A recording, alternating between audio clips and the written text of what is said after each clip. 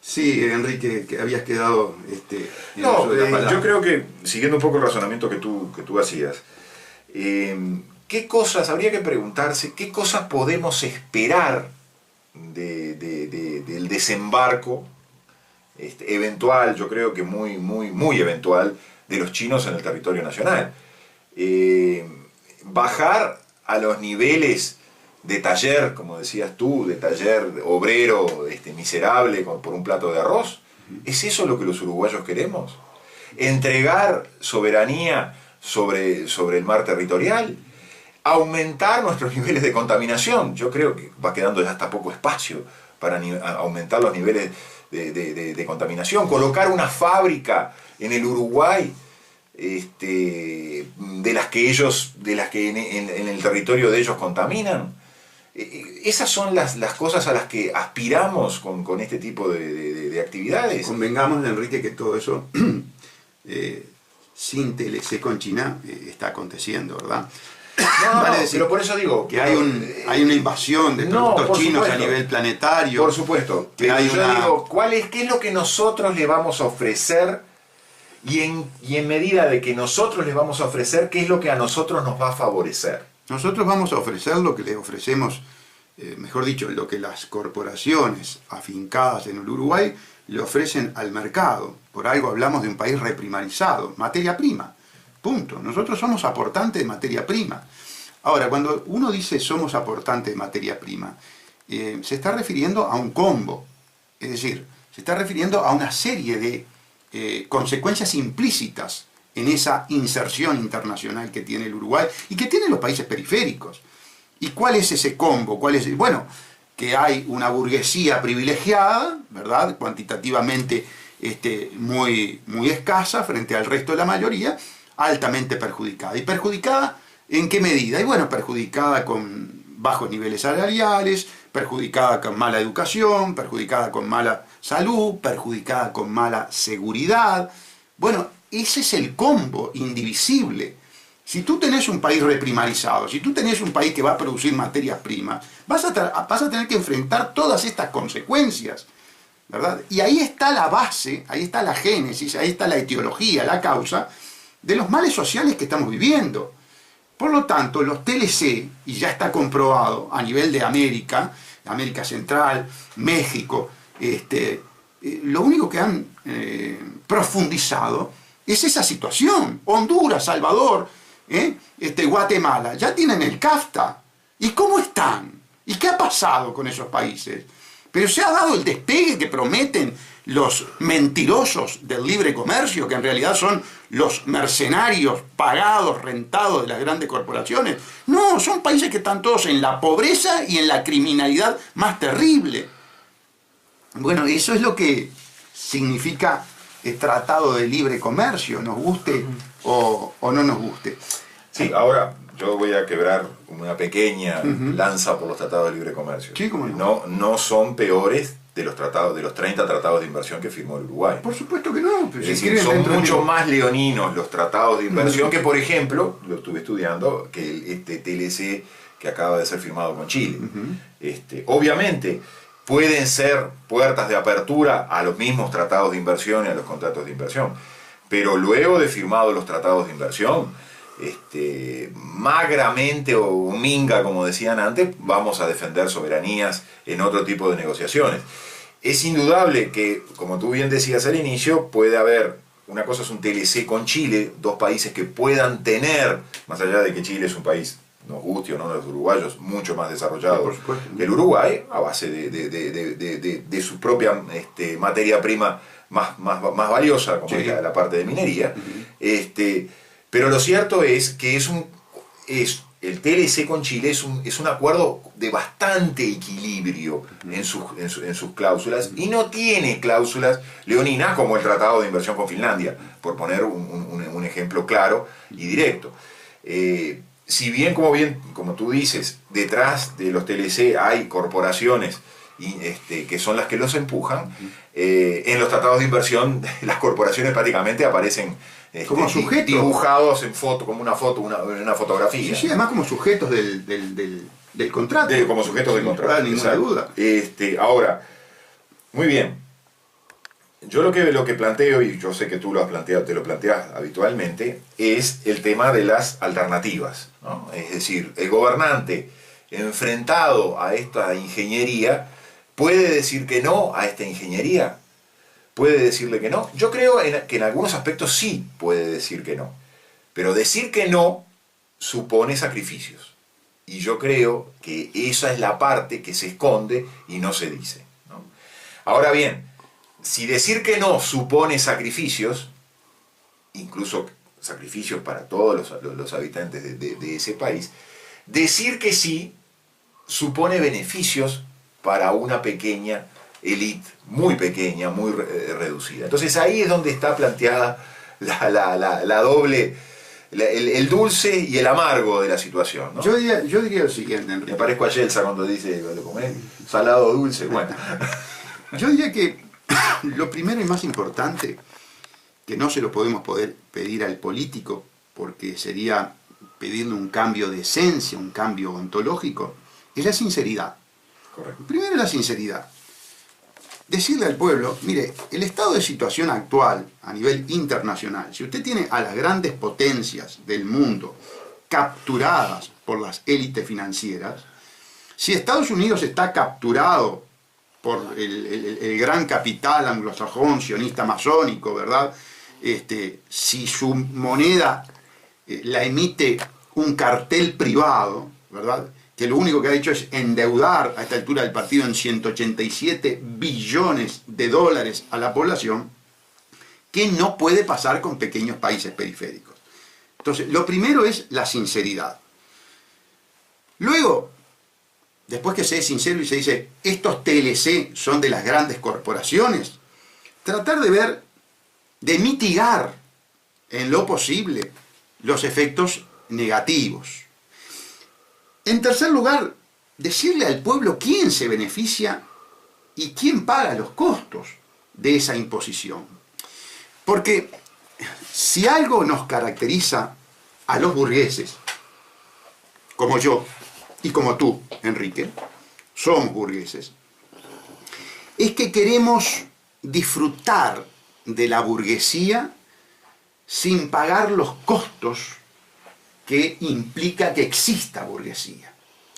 Nosotros queremos poder ir a un shopping, a disfrutar, ¿verdad? Queremos salir a veranear, a disfrutar, porque tenemos buenos ingresos que nos permiten hacer eso. Ahora, nosotros tenemos buenos ingresos porque hay 1 millón de uruguayos que no tienen buenos ingresos. Hay una cantidad de personas que están en la indigencia. Y hay un estímulo permanente al consumo, entonces hay una cultura del consumo. Entonces, claro, el lumpen, el individuo, el que está además en la marginación, quiere acceder. Y bueno, la forma de acceder, ¿cuál es? Y te mete un revólver en la nuca y te saca la plata. Y si no le haces caso a Bonomi, de no resistirte, te pega un tiro y te lleva la plata, porque él también quiere disfrutar. Entonces, al burgués, lo que le pasa es que quiere la explotación del de abajo y que el de abajo no le embrome la vida. La quiere disfrutar, la quiere pasar bien, se quiere ir a Parque del Plata, a las 8:50 metros a disfrutar sin que venga uno a robarlo. Entonces al burgués hay que decirle, esto es un combo, esto es McDonald's. Viene el disfrute tuyo, la Big Mac, pero vienen las papas fritas. ¿Y las papas fritas qué es? Y es el narcotráfico, y es el lumpen robándote, es el rastrillo, ¿verdad? Eso en la delincuencia marginal. En la otra tenemos a los presidentes que van y nos venden el país, o se traen negocitos. Yo tengo miedo que Vázquez se haya traído un negocito chino, sobre todo el de la Ceibalita, que no me lo quiso investigar la justicia, porque cuando fue a Europa trajo el negocito de las fragatas portuguesas. Una de ellas desactivada ya, 16 millones de dólares.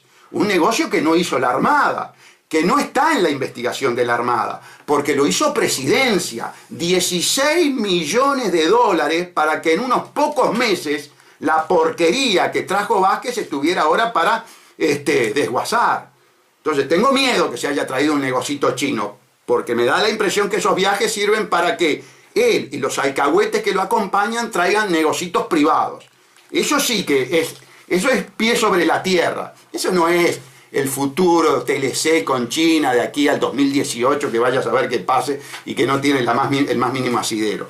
Pero este tipo de temas hay que sacarlo a la luz, porque claro, los grandes medios ocultan este tipo de cosas que pasan tras bambalinas. Les quiero significar lo siguiente, amigos. La guerra es la actividad financiera por excelencia. La guerra es la actividad financiera por excelencia. Entonces, puede que la gente tenga dudas o confusiones cuando uno ve que por un lado Estados Unidos y China confrontan en Asia, ¿verdad? Y hay desplazamiento inclusive militar en Asia, confrontan en otras partes del mundo, ¿verdad? Y al mismo tiempo ustedes escuchan este tipo de audiciones, muy pocas en el dial, en la que dicen Goldman Sachs es inversor en el Banco Chino de Industria, brazo derecho del Banco Central Chino. ¿Cómo es esto? Esto es sencillo, amigos. Las casas financieras, las élites financieras, son una cosa. Los países son otra. Los países, los estados, son instrumentos. Por algo, esas casas ponen al frente de los gobiernos a sus agentes public-privados. La guerra genera deuda. Y la deuda es el negocio ¿de quién? De los usureros. Entonces, es perfectamente explicable por este mecanismo, por este raciocinio, que mientras que se movilizan portaaviones de un lado y del otro, se hagan negocios, se inviertan, se lleguen a acuerdos de esta naturaleza, que son acuerdos fundamentalmente de dinero, acuerdos financieros. ¿Por qué? Porque las élites no están en guerra. Las élites utilizan la guerra. Porque siempre que hay guerra, hay endeudamiento. Esto es importantísimo. Mire, nosotros estamos preparando, digamos, 2 o 3 audiciones. Ya empezamos a manejar el material para explicar el fenómeno chino. Así como en su momento explicamos aquí el fenómeno nazi, es decir, cómo un país deshecho después de la Primera Guerra Mundial logró revertir una inflación del 86.000% diario a ser una potencia militar, y la explicación estuvo en la inyección de dinero de los grandes bancos anglosajones sionistas, ¿verdad? Hoy, la explicación de China como una potencia económica financiera, como el mayor comprador de la deuda externa de Estados Unidos, se explica precisamente por ese desembarco, por el desembarco de los bancos sionistas en China. Cuando esto está aconteciendo, cuando se está dando esta situación, por supuesto que hay muy pocos que se animen a exteriorizarla, muy pocos. Porque, bueno, sí, yo te voy a decir algo, Gustavo, sigo perfectamente tu razonamiento, pero esos abrazos, que acá se lo llamó a nivel nacional, con las culebras. El abrazo de las culebras, sí. Y podemos hablar de la regasificadora, podemos hablar de Montes del Plata, para saber que se contrataron estudios jurídicos privados. Sí, de las grandes corporaciones. De las grandes corporaciones, lo mismo que hacían las AFIS, para decirlo. Exacto, Posada de Vecinos, Bullery Reguli y Ferrari. Bueno, ahí está. Ese abrazo necesita de dos. Sí, por supuesto. Ese abrazo necesita de dos. Por supuesto. Y bueno, cuando yo me acuerdo hace muchísimos años, cuando se hablaba del regreso de Hong Kong, el cumplimiento del contrato famoso aquel con el Reino Unido, de si se iba a devolver a los 100 años Hong Kong o no, cuando uno analizaba esa hipótesis decía, los chinos quieren adueñarse de Hong Kong para transformar a Hong Kong. Hasta los propios habitantes de Hong Kong lo pensaban así, convertir a Hong Kong en lo que era la China continental, el plato de arroz diario, ¿no? Cuando ocurrió eso, ocurrió todo lo contrario. Los chinos, la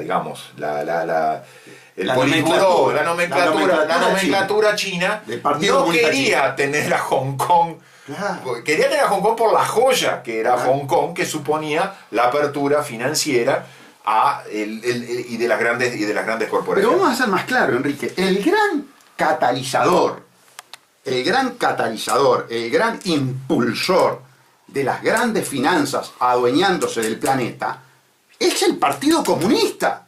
Punto. Es el Partido Comunista. Los grandes amigos del capitalismo y de la explotación son los marxistas-leninistas. Esta es la conclusión que tenemos que sacar, mal que le duela a la gente. ¿Qué pasó con la Unión Soviética? ¿Qué pasó una vez que cayó la Unión Soviética? ¿Dónde fueron a parar las empresas públicas? Fueron a parar a la oligarquía internacional, anglosajona sionista. Es mentira que Gazprom es del pueblo ruso. Es mentira. Y lo mismo está pasando con China. Absolutamente lo mismo y está comprobado. Entonces, amigos, a no confundirnos. ¿Qué pasa en el Uruguay? ¿Quién forma parte de este gobierno entreguista? El Partido Comunista. ¿Quién se encarga de administrar la lumpenización? ¿Quién se encarga de la matrización del lumpenaje en nuestro partido? La hija del secretario general del Partido Comunista que se sentaba al lado de Brezhnev, Marina Arismendi. Conclusión, no hay mejor aliado en la historia de la humanidad para la explotación de la burguesía al pueblo que el Partido Comunista. Y ahí lo tenían a Fogata y a Castellano, acompañando ¿a qué? Acompañando a esta misión a un país que es un bochorno, que es un país terrorista de Estado, que masacra a la gran mayoría para encumbrar, como dije en esta audición, a una minoría burguesa, que por supuesto que existe. El sistema capitalista se caracteriza por tener una burguesía que mata por el sistema, que degüella por el sistema, que somos los burgueses. Ahora, al que le toca estar del lado de abajo, en el lumpenaje, al que le tocó estar en el Congo con 5 o 6 años con una piqueta sacando coltán para que nosotros disfrutemos el Samsung, ese está fregado. Ese está fregado. Y más fregado está en este momento. ¿Y para dónde está saliendo esa gente? Y le está saliendo para lo que le está ofreciendo algo. ¿Y quién les está ofreciendo algo? Aunque parezca perverso. Y el narcotráfico. Y el narcotráfico. ¿Por qué los barrios periféricos del Uruguay se han llenado de boca de pasta base y de consumidores de pasta base? Porque ante la traición, ante el asesinato, ante el crimen de la esperanza que protagoniza esta manga de traidores con el Partido Comunista a la cabeza, se quedaron sin esperanzas. Y el ser humano sin esperanza es capaz de cualquier cosa. Se hace, es decir, se prende a un hierro caliente, aunque sea la droga. Y después que se drogó, y después que está en el negocio de la droga, y bueno, que no se le interponga al burgués. Que no se le interponga al burgués. Es como dije al principio de esta locución. Los burgueses queremos disfrutar, queremos pasarla bien. Yo lo veo, porque integro esa clase social, yo soy un traidor de la burguesía. Yo soy un traidor de la burguesía. ¿Por qué? Porque este discurso no me conviene. Este discurso es abrir los ojos. Este discurso es decirle a una, bueno, pero entonces hay que bajar a la burguesía para poder repartir. Pero qué novedad. Pero si los recursos son finitos y las necesidades infinitas, obviamente que si vos tenés que repartir, si vos tenés que satisfacer necesidades, le tenés que sacar al que más tiene. No hay tu tía, es así, te guste o no te guste. Esto no quiere decir que uno esté defendiendo al atorrante, nada de eso. Después ya analizamos la parte individual. Hay gente que no se merece, punto, porque no quiere, no le gusta, prefiere tomar mate y chancletear que estudiar o trabajar. Eso es así, yo no lo desconozco. Yo no voy a atacar el aspecto individual, pero voy a decir a los números macroeconómicos, a las leyes económicas. Entonces, les decía, evidentemente, si tú le quitaste la esperanza a la gente, si el que le daba esperanza se puso del lado del que lo explota, y busca salidas, las salidas que ha encontrado, pero a nivel de los países periféricos, son los negocios ilícitos, es la criminalidad. Y punto. Por algo hay una explosión de criminalidad en la periferia capitalista. No es novedad. No sé si si estás de acuerdo, Enrique. Sí, mira, me venía a la memoria una anécdota que me pasó hace poco en el juzgado de adolescentes, en los pasillos del juzgado de adolescentes, que te la comenté. Sí. En determinado momento había un conjunto de adolescentes a los cuales se les estaba dando la libertad, se les estaba dando una licencia, una salida o la posibilidad de pasar un sistema de libertad, que se llama libertad asistida, que se cruzan en un pasillo con otros que estaban presos en Colonia Berro, ¿no? Estaban recluidos en Colonia Berro. Y los que estaban recluidos en Colonia Berro le dicen a los otros que salían en libertad: defiendan la calle. Esa fue la expresión. Y es una expresión que puede tener muchas acepciones, incluso no contradictorias. Defender la calle, en alguna medida, es defender la libertad. Y es propio del ser humano el instinto por la libertad. Y defender la calle puede querer decir eso. También defender la calle quiere decir, en nombre de defender la libertad, que pase cualquier cosa. Que pase cualquier cosa. Que te pueda matar, que pueda traficar. Exacto, que pueda robar, rapiñar o lo que fuera. Entonces, ese tipo de cosas nos llevan, yo creo que nos devuelven humanidad, de alguna manera. Aunque parezca contradictorio con ¿En qué sentido? ¿Humanidad en cuanto nos baja la realidad? Nos baja la realidad. Exacto. Sí. Y nos vuelve capaz a las cavernas, ¿no? A la libertad inicial de las cavernas, o los primeros esbozos de libertad.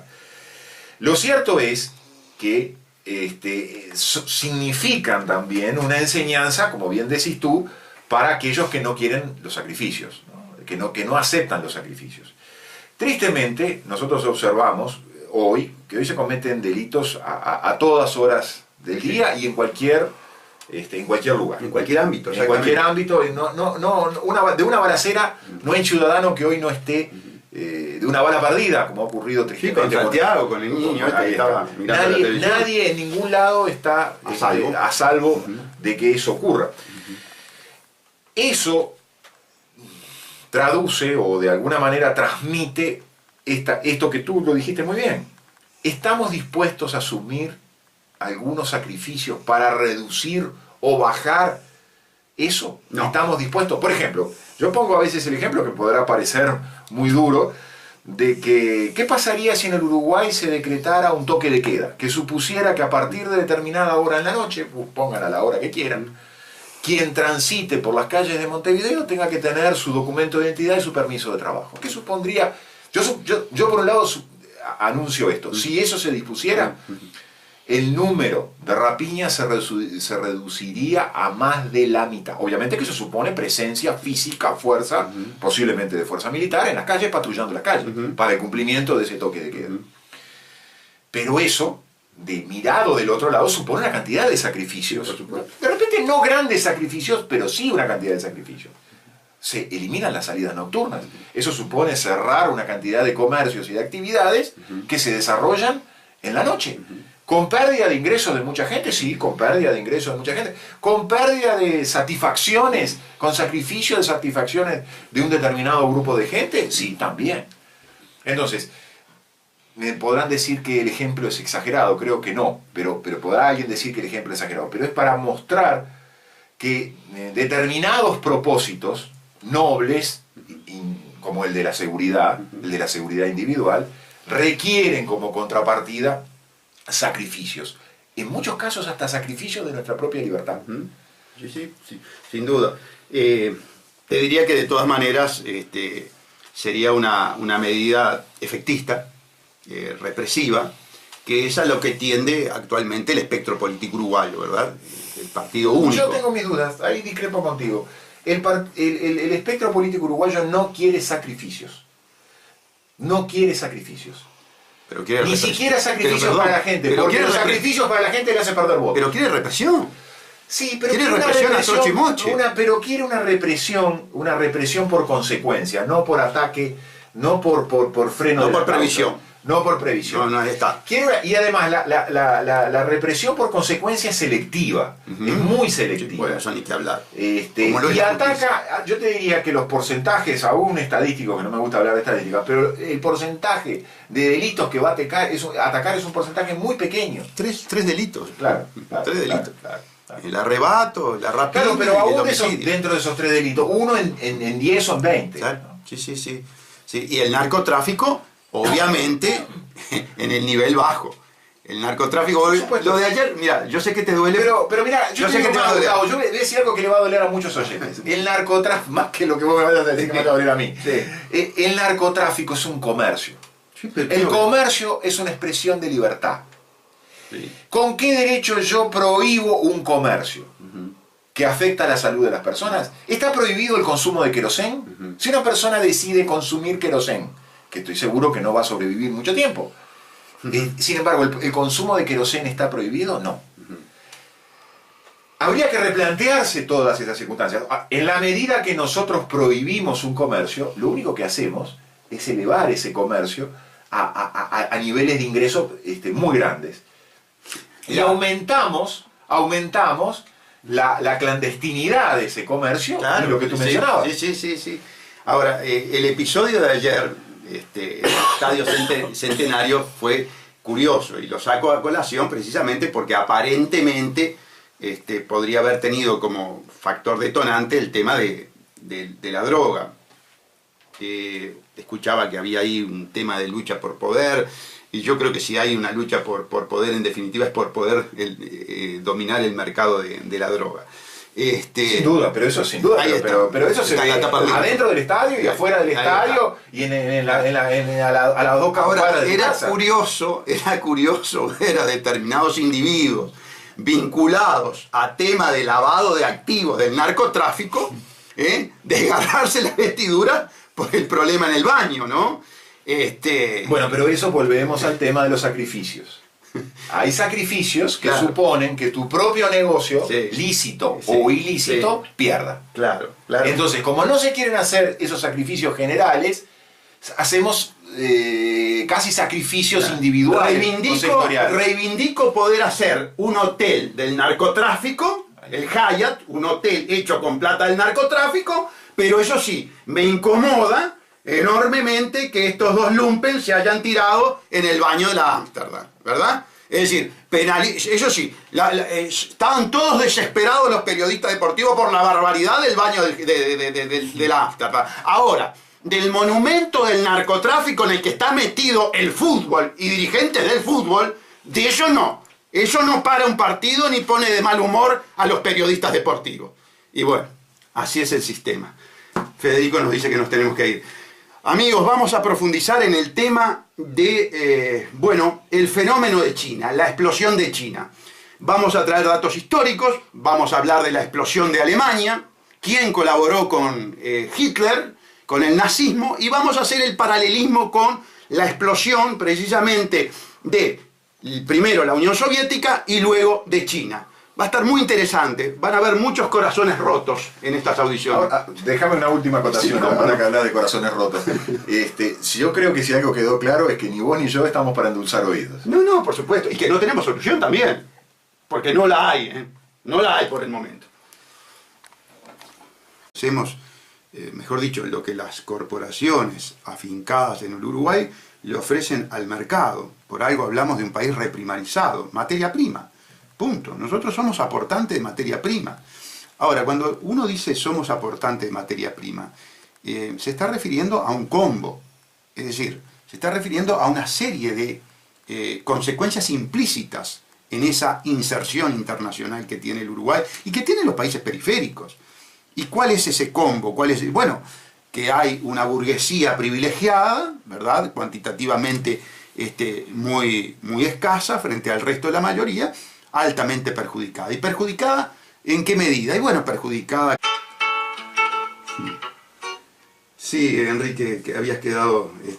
yo creo que, siguiendo un poco el razonamiento que tú hacías, ¿qué cosas, habría que preguntarse, qué cosas podemos esperar del desembarco eventual, yo creo que muy eventual, de los chinos en el territorio nacional? Bajar a los niveles de taller, como decías tú, de taller obrero miserable por un plato de arroz. ¿Es eso lo que los uruguayos queremos? ¿Entregar soberanía sobre el mar territorial? aumentar nuestros niveles de contaminación. Yo creo que va quedando ya hasta poco espacio para aumentar los niveles de contaminación. Colocar una fábrica en el Uruguay de las que en el territorio de ellos contaminan. Esas son las cosas a las que aspiramos con este tipo de actividades. Convengamos, Enrique, que todo eso sin TLC con China está aconteciendo, ¿verdad? No, vale decir, pero por eso digo que hay una invasión de productos chinos a nivel planetario. Por supuesto. Que hay digo, ¿qué es lo que nosotros le vamos a ofrecer? Y en medida de que nosotros les vamos a ofrecer, ¿qué es lo que a nosotros nos va a favorecer? Nosotros vamos a ofrecer lo que les ofrecen en el CAFTA. ¿Y cómo están? ¿Y qué ha pasado con esos países?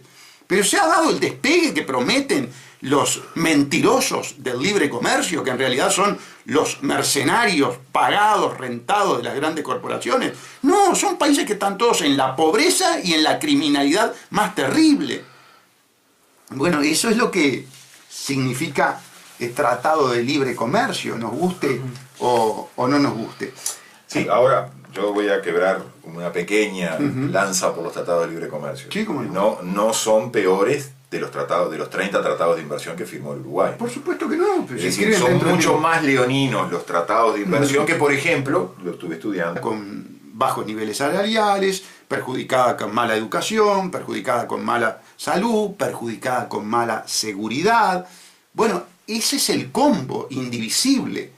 Si tú tenés un país reprimarizado, si tú tenés un país que va a producir materias primas, vas a tener que enfrentar todas estas consecuencias, ¿verdad? Y ahí está la base, ahí está la génesis, ahí está la etiología, la causa de los males sociales que estamos viviendo.